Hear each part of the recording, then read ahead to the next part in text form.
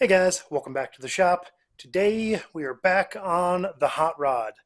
Um, some of you may know I just did a first drive not too long ago, and unfortunately it's still not very drivable. I do have some clutch issues. I was thinking it might be an issue with the flywheel and all that, which there is some problem with the clutch and flywheel. It's a little chattery. I never resurfaced it. But the big thing is I am absolutely not getting full release on the clutch. And the main reason for that is that I adapted a clutch slave cylinder from the S10 Blazer that was never meant to bolt onto this with a clutch fork that was never meant to be hydraulic. So when you do things like that, you're bound to run into some problems. But hopefully today I'll have a solution.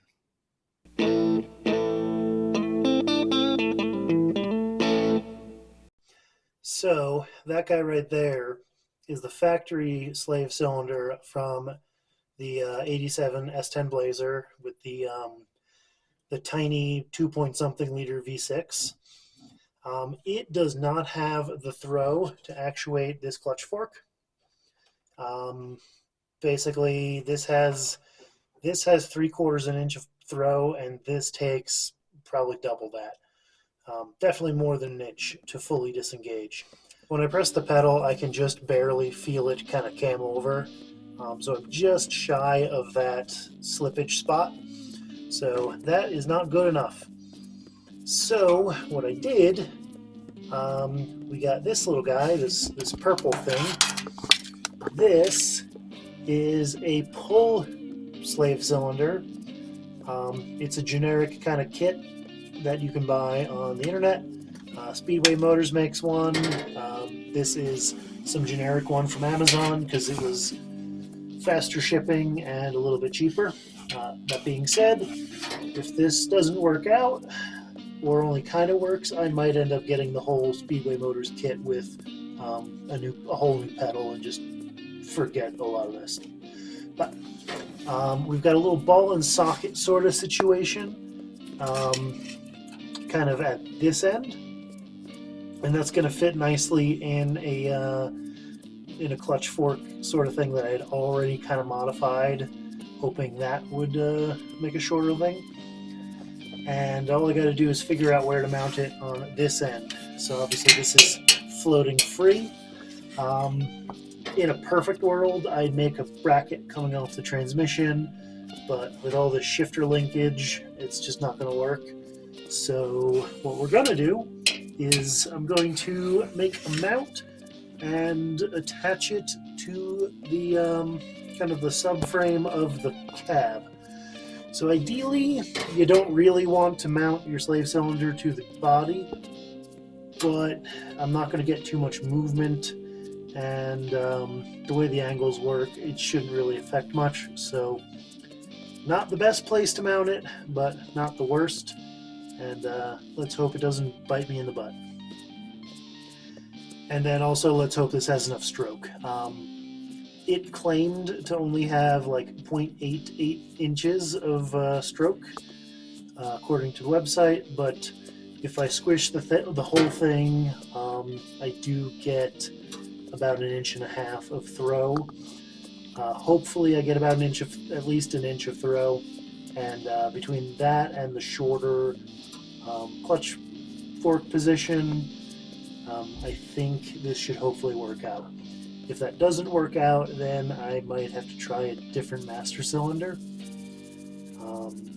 or just say completely screw it and put an automatic in, because I thought this would be easier. A turbo 350 auto trans just will bolt in and not even be a problem. So hopefully I don't have to put an auto in this. I will keep the manual transmission, and yeah, let's get to it. All right, we are underneath. Hopefully you can see what's going on a little bit better. So that is kind of my ball and socket end. This is the nut that came with it. I'm going to probably replace that with a nylock if I can. And then this is the other end. So they say you can bolt a Heim joint to this, but I don't think I'd have the room. So what I'm going to do, I want this to be nice in line. This is going to go right here. And what we're going to do is take a kind of a sleeve, weld a bolt to it, drill a hole right there. And the sleeve is going to be just longer, a little bit wider than this, so that I can have a little bit of free play so it doesn't bind up. And that's going to just basically bolt on right there like so.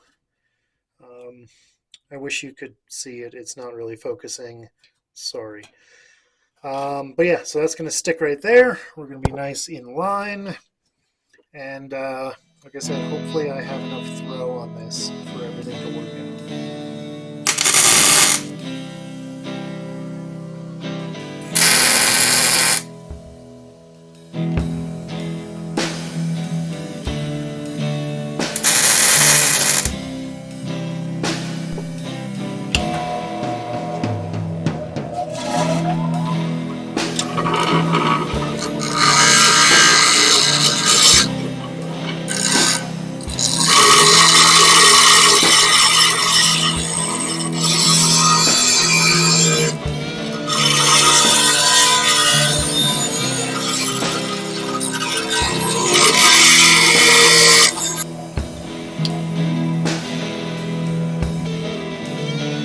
Alright, there we go. I've got a little bit of porosity in my welds because I definitely just ran out of shielding gas, but it should stick together well enough. So let's mock it up and drill a hole and mount her up. Alright guys, a little bit of a snafu.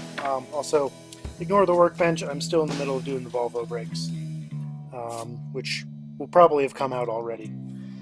But what we got going on here is a little bit of an issue. This does not fit into the new slave cylinder. The new slave cylinder takes a 3/8 thread. It's a 1/4 inch, or whatchamacallit, 3/16 pipe, and this is a 1/4 inch pipe and an M-TED thread. So none of that's working. This is a larger pipe diameter, and the fitting's completely wrong. So hopefully, what we got here, I have a 1/4 inch flare nut to replace this guy.